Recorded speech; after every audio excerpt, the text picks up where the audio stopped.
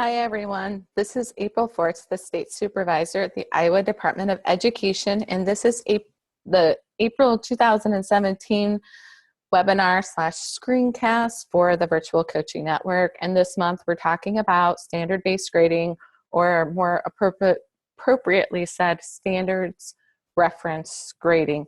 A lot of times people use those as the same thing. They're really not. So we're going to get in and see what we're actually talking about. So right now I'm on the coaching website, and you can see the URL up here at the top. And then what we're going to do is we're going to go into the recordings, slides, and surveys. And so this month we're talking about that standard-based grading rubric, or the reference. And we're also going to look at the Iowa Core Standards to Assessment Target Alignment tool, because the information in this tool that is still in draft form will help you to understand this better. And we did this webinar twice live, and it was really popular. And again, remember, these are just tools, and if they help you, great. And if they don't, then don't use them. And then we're also going to look at the slides. So first, let's go ahead and get into the slides that we used. And so remember that the information that we're going to talk about today is on our Iowa Core website, and you'll find it under the summative assessment piece. And that's because we were having that conversation around our summative assessment being aligned to our standards and our instruction. And our focus is always on instruction, and we have some great classroom resources on there that you can use by grade level bands. And it gives you a lot of different characteristics of the assessment targets. But further, these are things that you can use for instruction. And as a disclaimer, remember, we are local control, so districts choose what they want to do. My goal is just to provide you valuable resources that can help you to do your work smarter and not harder. And sometimes it is easier to edit a wheel than invent one. So if there's something on here you can modify and it helps you in your district, awesome. So some of your districts have maybe done work around standard-based grading or reference grading or grade standards rubrics and that sort of thing. So previously we have talked about all the different types of claims, and so we have our content standards, and then we have problem solving, where we have our standards for mathematical practices 1, 5, 7, and 8. And you can go back and review the previous webinars if you didn't catch those. And then also communicating reasoning is 3 and 6, and modeling and data analysis 2, 4, and 5. So as I said today, one of the tools we're going to look at is the Iowa Core Standards and Instruction to Assessment Target Alignment Guide. And the reason that we started making this guide is there was just so much information on the Iowa Core pages that I'll be showing you. So when we go to that summative assessment page, we had a ton of information in here and just a lot of details. So we made this alignment guide to kind of just help you to understand the information that's there, and hopefully you can use it to increase and strengthen your alignment of your curriculum around the standards and the focus and the coherence and the rigor. And then we also have some additional information under the deep dive.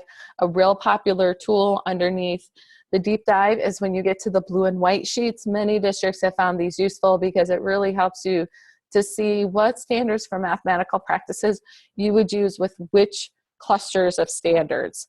And so then today we're going to talk about the standard-based grading rubric. So again, a lot of information in here. So we're going to go back to this alignment guide here. And this top part here, you'll notice one thing, that it's still in draft form. So we have not finalized this yet. We're still learning how districts are using it. And so if you find a typo or say, hey, this would help make it easier, feel free to email me right here. I love comments and feedback from the field. And that just helps me to be able to put tools into your hands that hopefully can help you better. So then if you want to know the details about the standard-based grading rubric down here, then you would click, and then you get this little headings, and you would go down here to the bottom.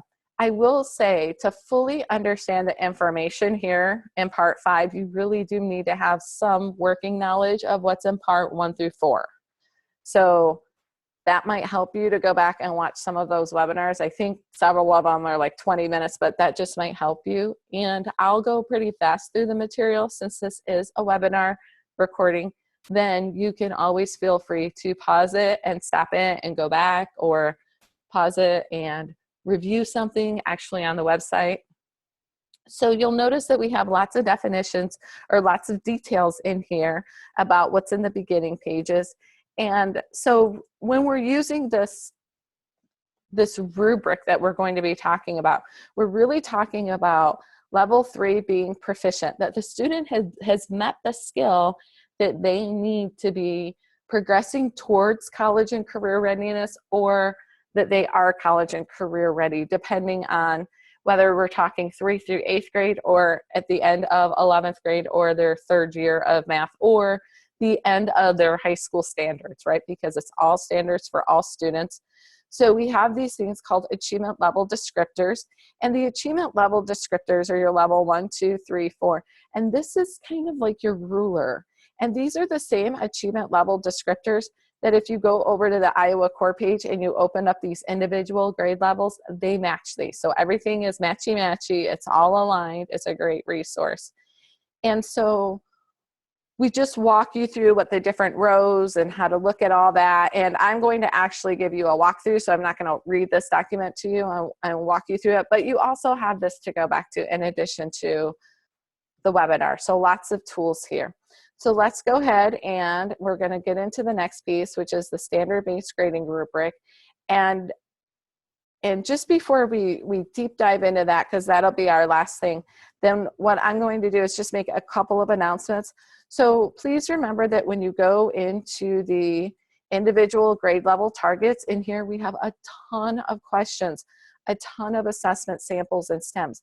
Everything that's been written, that's been released, is available here. There's just so many here. Additionally, other tools are that you can go into sample items, and there's some Smarter Balance ones in there, and they have some practice tests.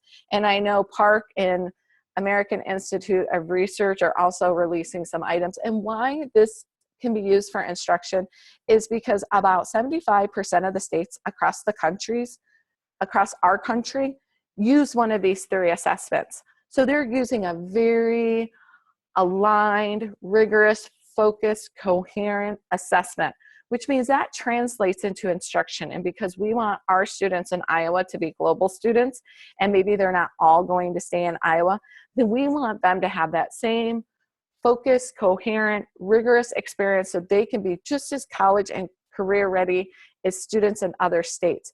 So by using these different assessment items, we can see, oh, is that kind of where we're at?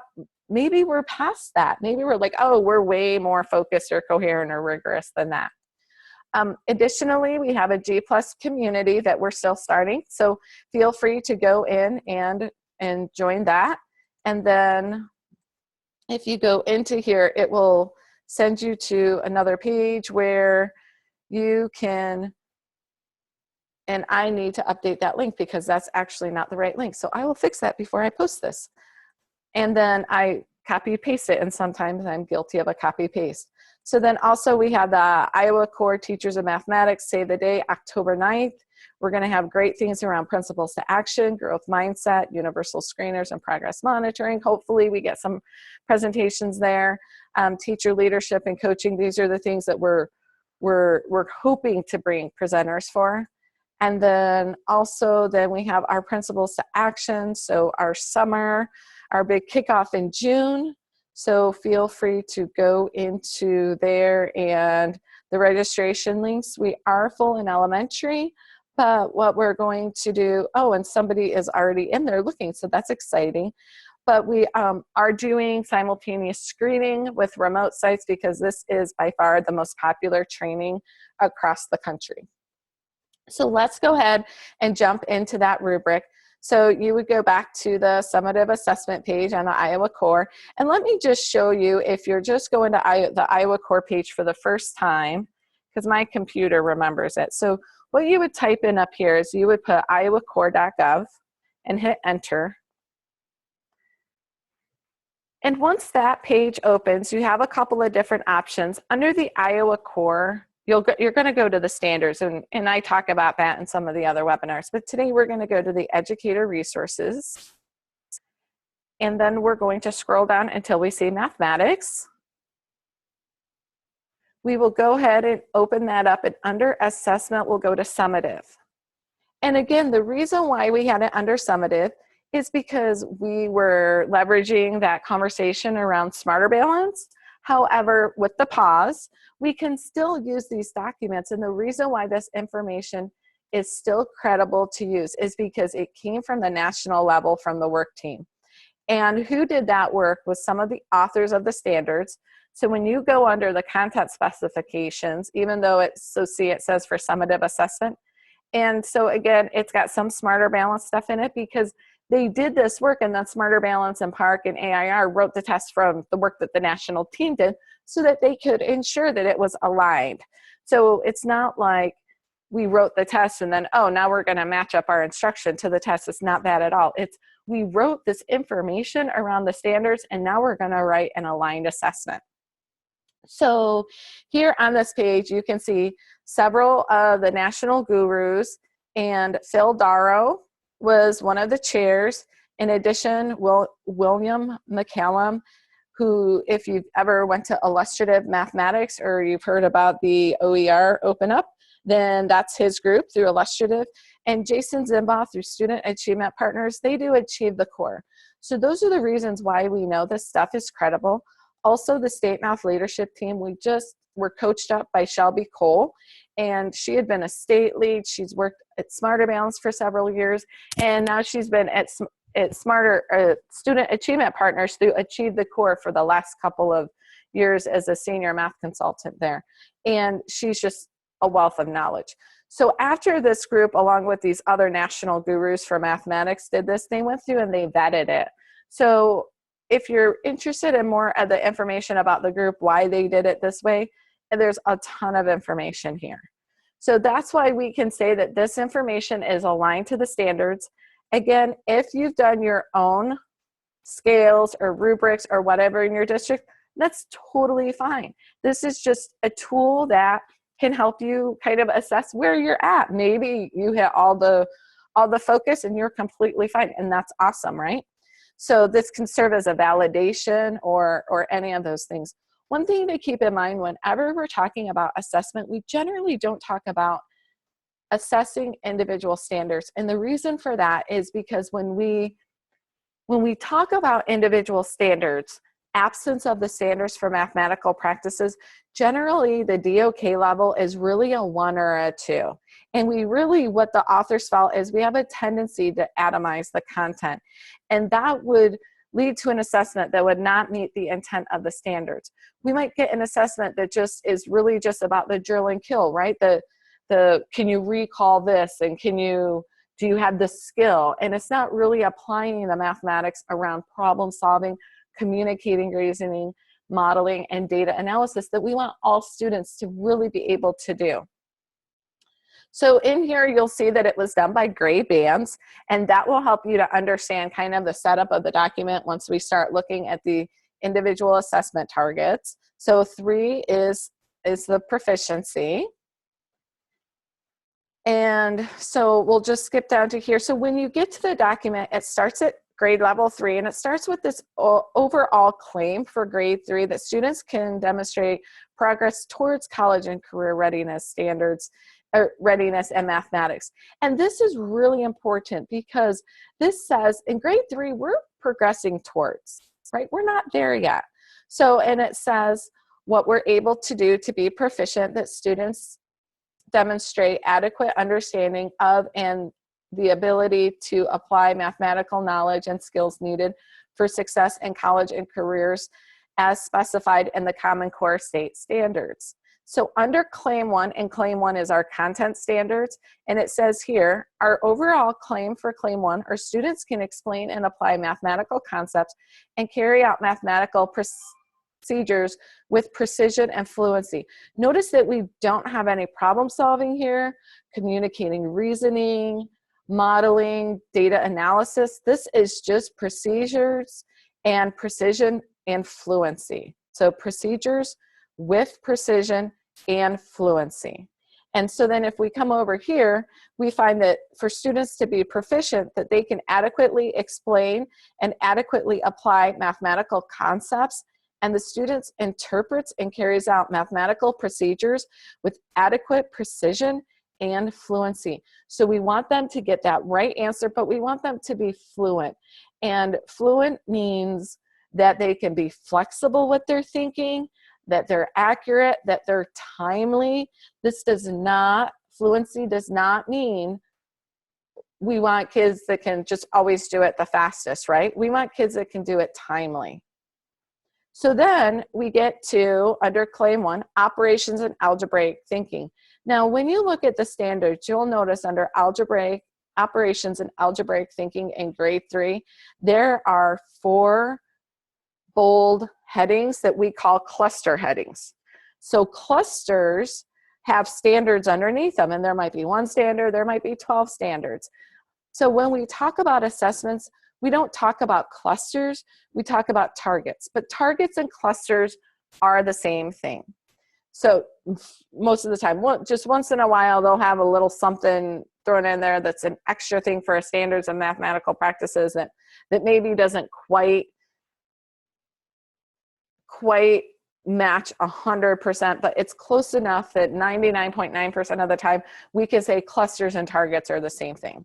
So I just want to have precision in saying that accurately, so that it's not 100% of the time, but it's close enough that we're not going to notice that 0.1% or whatever.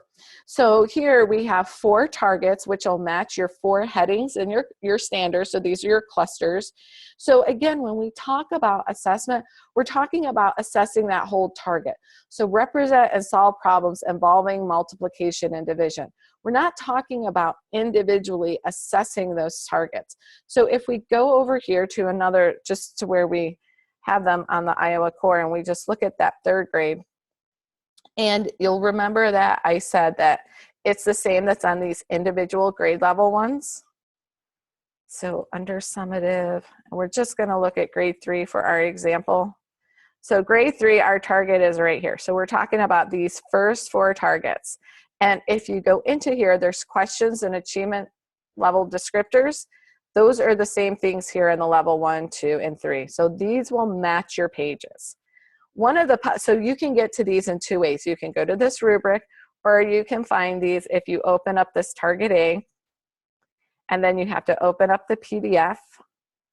And then if you scroll down to the achievement level descriptors, you'll see after the vertical alignment, this level 1, 2, 3, 4, it's the same level 1, 2, 3, 4 going this way. Now, the thing that's not on those grade level sheets are the threshold achievement level descriptors. So where these are powerful is these say, okay, as students are moving through becoming non-proficient to proficient in their work, then this says, what should the student who is just entering level 2 be able to do? And so this gives us some more of those skills so that we can more properly assess what should students be doing as they're going from one level of achievement to the next level of achievement. And then we go into the next section of fractions, again, with that threshold, measurement and data. Again, at the end of both of the targets, we get that threshold. Number and operations base 10, the threshold, measurement and data, threshold, geometry, threshold. Now we'll go into 4th grade. 4th grade, all the individual grade levels are set up for claim 1, just like 3rd grade. So we're going to go ahead and scroll past grade level 4 and grade level 5. And remember, I said that these were done by grade bands. And where we're going to see that is after we get to grade 5 for the content, now we need to think about the standards for the mathematical practices. And here we have the overall claim. Again, that overall claim is that they're progressing towards being college and career ready. Claim 2 is about problem solving. We talk about this in depth in a previous webinar. Claim 4 is about modeling and data analysis. Again, previous webinar, we talk about this. These 2 are generally put together because a lot of times when we're problem solving, students are also using modeling and data analysis. So it goes through and it says problem solving and modeling and data analysis. So you'll see the claim 2 descriptors here. And you might say, well, where are these targets at for these claim 2? And where you're going to find them is, again, back on our Iowa core site. And let me get this page to go back for us. And so on this page, after we are done with the content, if you scroll down to the page further, here, these are the targets we're talking about. And this is great because it already has the DOKs. It already has which standards or which clusters, standards lend themselves to problem solving. And here's your achievement level descriptors. So these for claim 2 for grade 3 are the same ones that we're looking at over here. So it's matchy-matchy, so we're aligned. And again, remember, this work was done by that national team. So this is what the experts say. Again, you're welcome to use, not use, whatever you want, but this is, just keep that in mind that the national team did do this. So it's pretty credible to use as a source to go by. Again, then we get into claim 4. And then they give you threshold descriptors for claim 2 through 4 together. The last piece is now we're going to get into communicating reasoning. Oh, and I should mention back up here that when we first get into here, and I think I did, that they give us our individual claims. 3 would be proficient, 4, 3 would be proficient again. So you can see what we want students to do there. And then under communicating reasoning, now we have these claims here again, and you'll find these claims back on this page. If you scroll down, you'll see the achievement level descriptors for claim 3, and then you'll find them underneath for claim 4. So these are the same ones. But remember on here, we're going to get those threshold descriptors, and it kind of gives you as they're moving into those different ones. And I wouldn't worry so much about, so how these can be used for instruction is individually, like we can use these. If you go over to here in instruction, you know, we want students to test propositions and conjectures, but it's not always appropriate that they do all of these targets with all of the content. And that's again where I said, if you go back to here, you can see, let me do it here. If you go back out of here, this deep dive into targets, which we talk about, and another one also is in these blue and white pages, is where you can see, we talk about this in the first one under content, to where you can see which of the problem solving, communicating reasoning, and problem solving and data analysis are more appropriate to use when. It's not that we can't, I mean, we could do problem solving with developing and understanding a fraction as numbers, but that doesn't make sense, right? Because we're developing an understanding of fractions. So why would we have kids problem solving in 3rd grade with fractions when we're just developing an understanding, right? More appropriately, we would want them to communicate reasoning with certain standards, and we wouldn't really ask them to model or do data analysis yet, because again, we're developing that understanding. So this is the end, and as always, if you have questions, please email me. Please let me know. I love to put great tools into your hands so that you can work more efficiently and effectively. Thank you.